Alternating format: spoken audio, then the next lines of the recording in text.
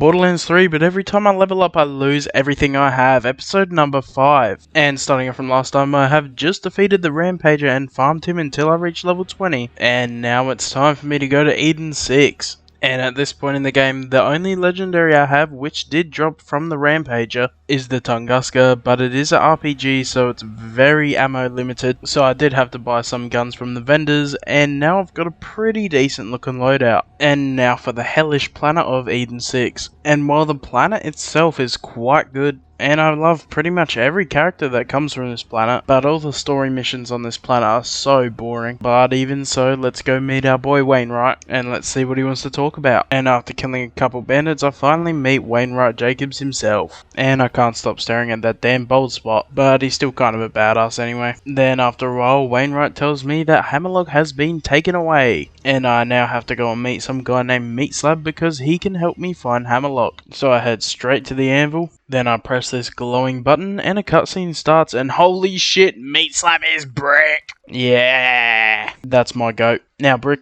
you punch the fuck out of some people while I kill everyone. And after killing a lot of COV, and I mean a lot, we finally get through the first door. Yes, the first door. This planet takes so long. Then in that second room, we also have to clear out a bunch of COV. Then we finally open a second door. And what's behind this door?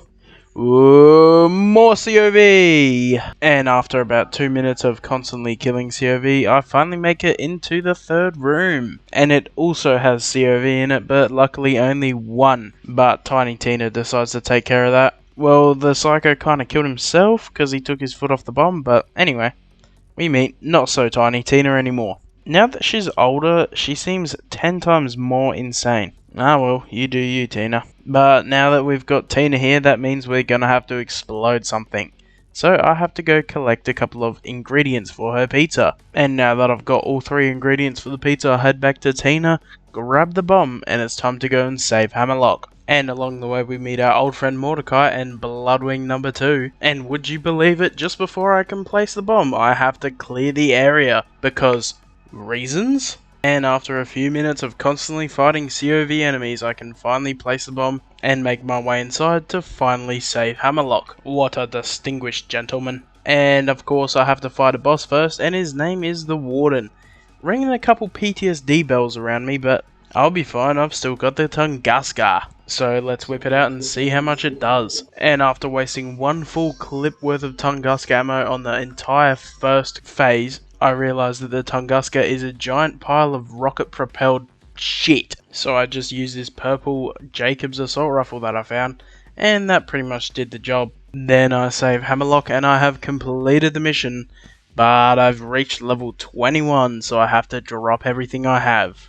I mean, losing the Tunguska wasn't bad at all, but now it's time for me to go check what the Warden dropped, and for some reason everything he dropped is level 22, so I can't really use a single piece of anything he dropped, and the entire reason why I farmed the Rampager last time was because I didn't want this to happen. But whatever, let's go check the chest and leave this place. And holy shit, we get a legendary class mod, but it's for a siren for some reason. Then I grab this decent looking grenade mod, and the sniper that is purple and looking very good is for a level 22, so I cannot use it. Then I head back to Floodmore Basin to go talk to Hammerlock and Wainwright, but more importantly it's to search all the vendors, because I got no damn guns. And after buying a shield, I've now got a somewhat decent loadout so I can go do the next main mission. And I make my way to the Jacobs estate and I check all the vendors real quick, and I find myself a legendary Nova Burner shield. I'll take it, it might not be great, but it's definitely better than purple. And as I make it inside of the Jacobs manor, some boring guy named Troy starts talking to me about some random bullshit,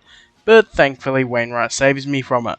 Troy was literally talking to me like I was his fucking therapist. I better be getting paid for waiting 2 whole minutes worth of his fucking words. Then we make it a decent way through the manor, and I get met by the new annoying character type, which is the Anointed. But it turns out that Radiation Sniper beats anointed enemies, and I win. Then I make it down the secret passageway, opening my first chest and getting a legendary that I cannot use. Then I open this second chest, get myself 2 legendaries that I cannot use, and I decide I want to kill myself. But while on my way to go kill myself, I find this pretty good looking assault rifle, so I'll hold out for now. Then a little while later we go on to meet Clay. Then this is what the problem is with this game, because for the next 10 minutes straight after meeting Clay in this town, it is a constant stream of murdering COV for 10 whole minutes.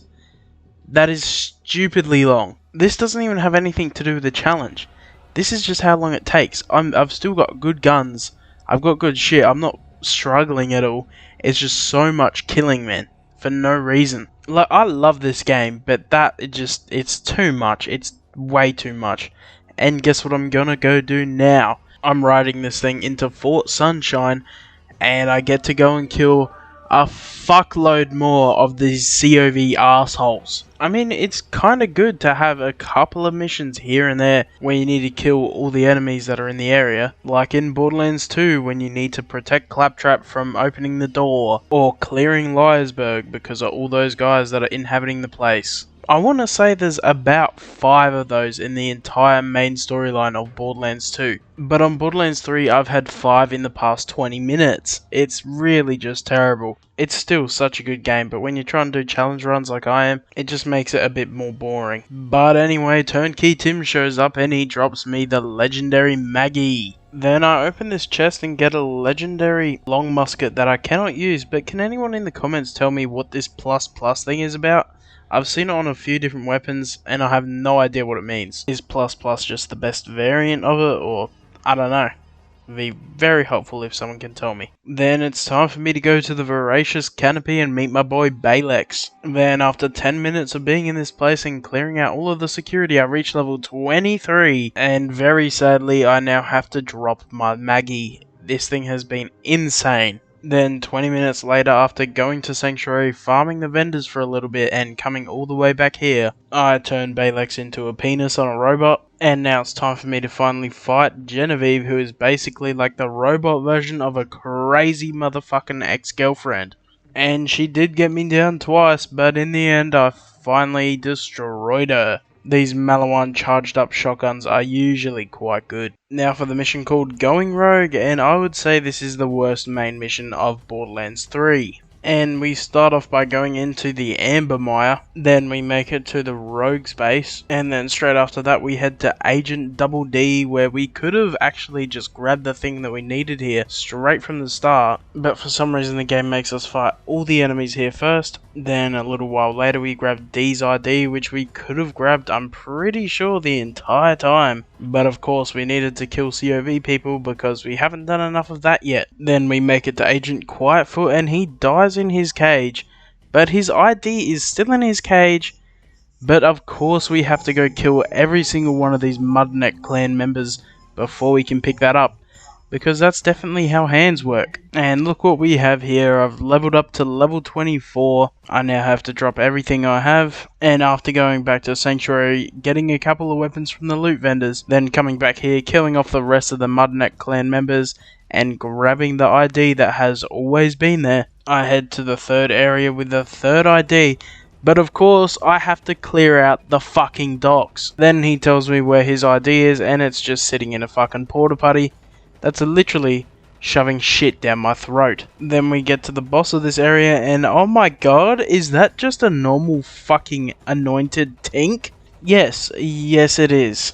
So I destroy his weird stone form thing, grab the vault key fragment, and head back to Sanctuary. And next time we'll be taking on Aurelia and the Grave Warden. And I'm not gonna lie, I actually would have versed them and killed them this time, but there was just so much killing COV enemies for no fucking reason. I actually couldn't even stay on the game for much longer, it was that bad. But anyway, that will be the end of the video, and if you got any tips, especially when it comes to maybe skipping some of those boring ass COV fights or something like that, anything will do, or any challenge ideas or anything, they will be greatly appreciated. But thank you for watching.